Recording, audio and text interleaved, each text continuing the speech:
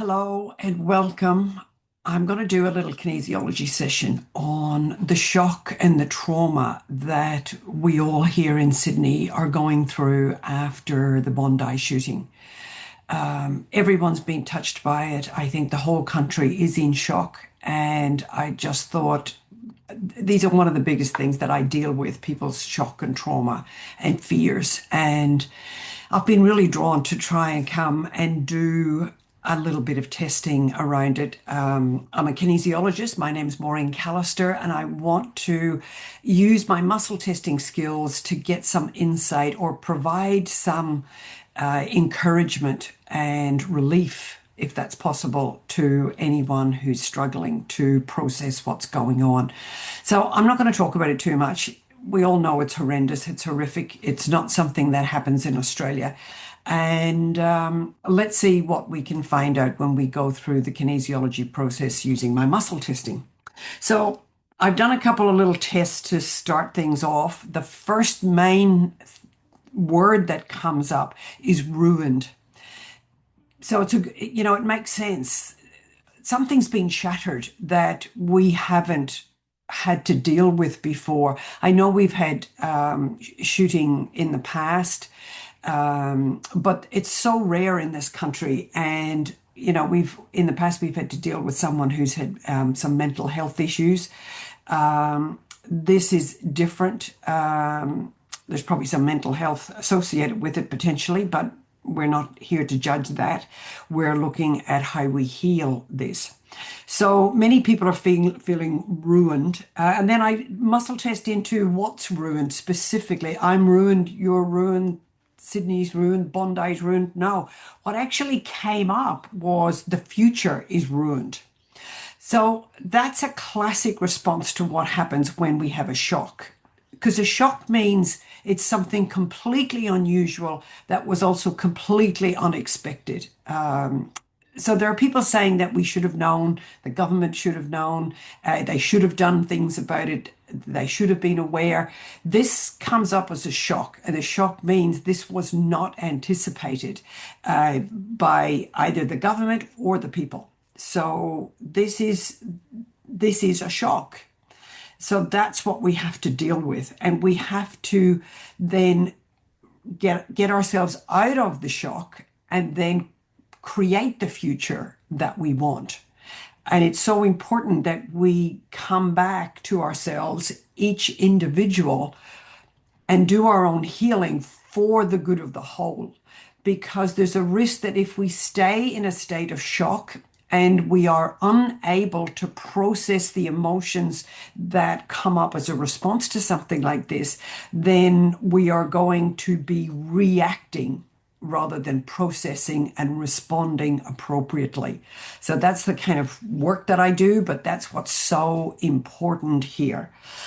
So if we're stuck with there's a shock and a fear. So there are 5 things that I often test: trauma, shock, threat, dread, and fear. And we started off with all of that, but once you start dealing with it, it starts to soften. But we're still dealing with shock and fear. So the shock again is that it's unprecedented. This is so unexpected. And then the fear is usually about the future. So we're dealing with that.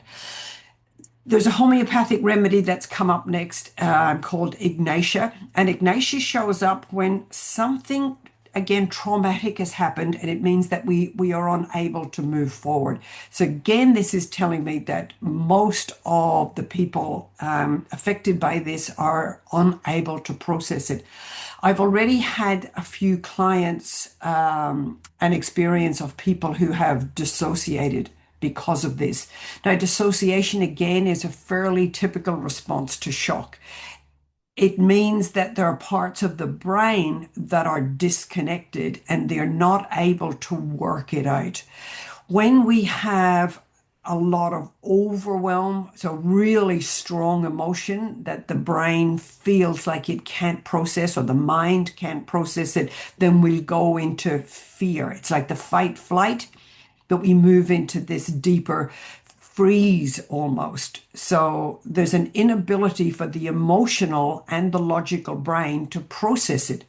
So dissociation can show up in lots of different ways, but generally you'll feel, and I'll go into a couple of the types of dissociation, but what we're looking at is like a foggy mind and a sense of numbness. And we keep saying, this can't be happening. I don't know what's going on here. This is unbelievable, which is how we absolutely all felt, I think, on Sunday night and even on Monday and probably even yesterday. Now the fog sort of starts to clear, but there'll be many people who are still in a dissociative state, especially those who have witnessed a lot of the trauma and then who have lost loved ones as a result of it. So there'll be the fogginess and numbness, a feeling like you're not quite together, and also the inability to feel like you're grounded, like you're in your body. So the mind dissociates. There's so much emotion that we get moved out of our body almost. So we can have derealization. I'm just reading some of my notes from some of the work that I've done on this type of stuff. Derealization, it feels like, this can't be real. This can't be happening. We can have depersonalization, where there's that almost near-death experience. And again, we kind of go numb. We can get distorted time, distorted vision, where you're kind of losing it feels like your senses aren't working properly, and you go, I don't know really what day it is, and did I see what I think I saw? We heard some of the witnesses say, that even though they saw shooters, like even hours after they went, is that what I saw? I don't believe that could be true, you see. We can get a Fuji state where we go right into almost like amnesia. We've got dissociative identity disorders that then you can't quite work out who I am anymore. There's detachment is very common. So particularly detachment from our emotions, detachment from the body. We can have, it says here, detachment in a form of obsessive compulsive behaviors. And that behavior tries to distract us from how we're feeling. So we'll go and do different things over here because I can't process how I'm feeling. So this is particularly important for people who have dissociative experiences in the past. If you're someone who does experience from anxiety, then it's really important that you get help and that you get someone to help you to get out of the shock and the trauma and get back in your body, get your emotions processing so that you can move yourself through this trauma. So that's the dissociation I wanted to talk about. Some of the other emotions that come up in relation to the shock of the trauma and this remedy called ignatia that I'm talking about, we've had a sense of feeling morbid, and that'll come with a lot of shock, a sense of abandonment, so we're not quite with ourselves or connected to the people around us, and a sense of being absent. But that's a way of explaining dissociation. Let's see what else is coming up. So some of the things that I would suggest you do, I've done a quick little video that will be up on Instagram and Facebook because I want to do a quick little hints and tips. But what's coming up is the way I want to give you this tip right up front to get yourself out of dissociation and out of the shock. So number one is always your deep breathing.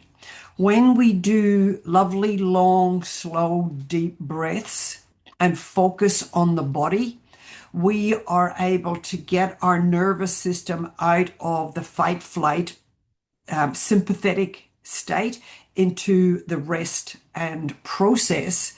It's rest and digest part of the parasympathetic nervous system. And the breath is one of the best ways to do that. So long, slow, deep breaths. Focus on your body. Feel your feet on the ground. Feel your bones. They're the most dense part of our body. So get your mind to focus on the bones, come into the body, do some deep breaths. The other thing that I recommend adding to this is that what we call the front and occipital hold. So you hold the front of your head and the back of your head because this is where the reptilian brain and the processing of the primitive reactive part of our brain processes our reactions. So by holding the front and back part of the head, we help to integrate the brain. It's a bit like if you bump your arm or you bump your leg, your natural instinct is to come and hold it and rub it. You, oh, that was sore, right? So where you hold your body, your attention, the attention of the mind, is drawn to that part of the body, and then you focus on it and then you process that. So when you hold the front part of your head, you're bringing back online the logical part of the cortex of the thinking mind, but integrating it with the reactive mind. And you've got the limbic brain in the middle, which is our emotional mind. So we want to reintegrate all of those and get them. So reintegration of the dissociation. So coming back into together. So holding the front and back part of your head and doing some deep breaths will really help you to process the stuckness in the shock. So that's very common. Another thing that I would highly recommend for anyone who uses any of my Altera sprays, there's a whole range of 14 colors. It's color therapy, aromatherapy, and we know how important and how really helpful essential oils are to re-stimulating the brain and getting the brain calm and working better. So these sprays, there are 14 of them in different colors. This is probably one of the best colors in terms of getting you grounded again, bringing you back into the body. That's royal purple. It's called Energy. You'll get it on my website, the Altera website as well. Let me just get another one. It's this one. This is the silver color. This is called Repair. So the silver color is when you again have that shock where there's overwhelming emotions, whatever it's got to do with. The silver, when you spray it, it brings all the emotion gets calmed down and it's like, okay. So these two I highly, highly recommend for anyone who's anxious at any time, but also when there's going through a time of shock. So what you do with the spray, I'll do this really quickly. You spray it into your hand, rub it around to warm it up, then let the alcohol dry off it. They're in a base, they're pure essential oils in a base of an organic alcohol. So you let it dry and then do a couple of big deep breaths and you breathe in the color and you breathe in the aroma and it very quickly calms the brain. Okay, so that's another tip I highly, highly recommend. If you have Altera, then please use it. There's another lovely card that has come up this morning as I was preparing for this. They're from the Mary Magdalene deck. So this is called Revelation, the card relevant to what we're doing today. And I've just read the first little bit of it, so I'll share it with you. It says, "You will soon find the answer that you seek. Sit quietly, bring your focus to your breath and meditate. Pay attention to what you feel in your heart. The answer will surface from within. It is understandable that the current circumstance is creating anxiety and stress in your life. It is human nature to want to make sense of everything in our lives. However, don't waste your energy trying to figure everything out logically, for this will only cause further confusion. Trust the loving guidance within you and know that all unfolds in the perfect time. All will fall into place over the coming 2 months." So it's interesting that it says that it'll unfold in the coming 2 months. It's very rare that these cards have a time on them. If I test that coming 2 months, I think in this case, that's probably not relevant. I think the rest of it is probably more relevant. If I test the words, okay, so the most important line is, however, don't waste your energy trying to figure everything out logically. Because this sort of stuff isn't logical, and your brain is trying to make logic and make sense of it. There is no logic and no sense to this. This is confusing. It is. So if we accept the confusion and accept the craziness of it, it's probably the best way to get you through it. Trust your loving guidance from within, and all will unfold in perfect time. So come back into yourself, do some deep breathing, and help your brain to just process what's going on without making sense of it. The emotions don't need to be made logical, or what is it, the left brain wants everything to be logical, but the right brain, which processes trauma, doesn't need the logic as much. It just needs to process the emotion. So move, get some fresh air, do that breathing, and get yourself grounded. Stay close to nature and get your feet on the ground. What else do we need to do from here? I've got some more information here. Okay, what's coming up is separation. Separation from soul. Okay. So I want to explain something about how we get separated from our soul. It's again common when we have a shock or a trauma that the brain fires up. It goes into overdrive, trying to make sense, trying to respond. And that means that there's an overactivity in the brain. Now, your soul kind of comes through the brain, if you like, in some sense. Also, the soul, I always think that the soul sits in the heart. But when there's a shock or a fear, then the connection between the heart and the brain gets breached, because the mind takes over. So it's very important as we do that breathing to come back into your heart, get grounded. In a lot of my teaching, I say there's three brains. There's the mind, the heart, and then there's also the gut. So we want to keep the three brains, if you like, the three centers of intelligence. We want to keep them all active and interconnected. And that way we keep calming the mind by coming back to the trust and the love in our heart, and to stay grounded in our gut. And by doing that, we will bring the soul wisdom back in. Because when we stay connected to our soul, we have access to higher wisdom, higher intelligence, and higher knowing. So we have to know and that this will resolve itself in time. As they say, everything works out in the end. If it's not working out, it's not the end. And we are certainly only at the beginning of this. What's just coming into my mind is be really careful of watching the news and social media, because news loves drama, and they will perpetuate as much drama as possible. That's how the press and the news works. They want to feed the fear.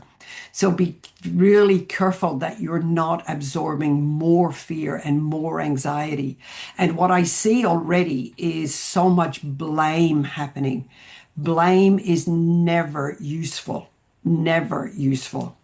It might be good for a little child, for someone who cannot take responsibility for things. We all have to take responsibility for our own action and reaction. That's why I'm giving out these really important tips on how to get yourself restored and grounded and back into your heart again. Anything more from that? I hope that all makes sense. If you've got any questions, if anyone needs any help, please reach out and let me know. So then we have to have acceptance is the next thing. So how do we get acceptance? Acceptance of what? I don't know. It's hard to find acceptance. To me, this sort of behavior is not acceptable. You know, people saying, oh, the government should have known, people should have known. We couldn't know. This is not how we function here in Australia. You know, it's something we're all very proud of. So it's hard. Okay, we have to do acceptance of neutrality. Okay. Sometimes neutrality can mean when we're stuck, we're in neutral, we can't go forward or go back. What this is acceptance of neutrality. In my last video, I was talking a lot about the polarities between the masculine and the feminine. Now, this isn't masculine feminine polarity, but this is polarity. This is I'm wrong and you're right. And sorry, I'm right and you're wrong. And that's extreme polarity of whatever opinion anyone might carry on any topic. So, what we're seeing is polarity being increased. We're trying, this kind of behavior pushes people apart. That's also the separation of people. What we want is to come back into oneness, and that will only be achieved if we can maintain our neutrality. So neutrality doesn't isn't necessarily just passive and sitting back and letting things happen. It's maintaining our peace. So we must maintain our own peace and stay in almost a non-judgment of what is going on, because the darkness in this world will try to shake you up and will try to push you into polarity. As the whole of the human race, we're attempting to move into oneness and unity. That is the evolution, I believe, of mankind. And we want to move easily and gently and progressively into greater unity and greater oneness. And when we get these mad reactions, this is the darkness, I believe, in showing itself that they're trying to stop that from happening. So it's really important that you stay in this sense of oneness and maintain neutrality. Do not get pulled into opposite opinions. Okay, there's a little bit about peace in one of my books that I want to read. This is actually another one of the sprays from the Altera range, and this is called Peace. This is the blue color, obviously. This has got to do with the throat chakra. But there's a great line in this that explains peace really well.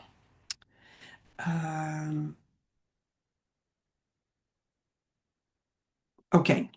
The blue frequency is linked to the energy of peace. It is both calming and bracing. It automatically leads us to consider the belief that makes us think that peace is sophoric. And I had to look that up. So I've got a note here that means sleepiness, like passive, but sleepy, like not active.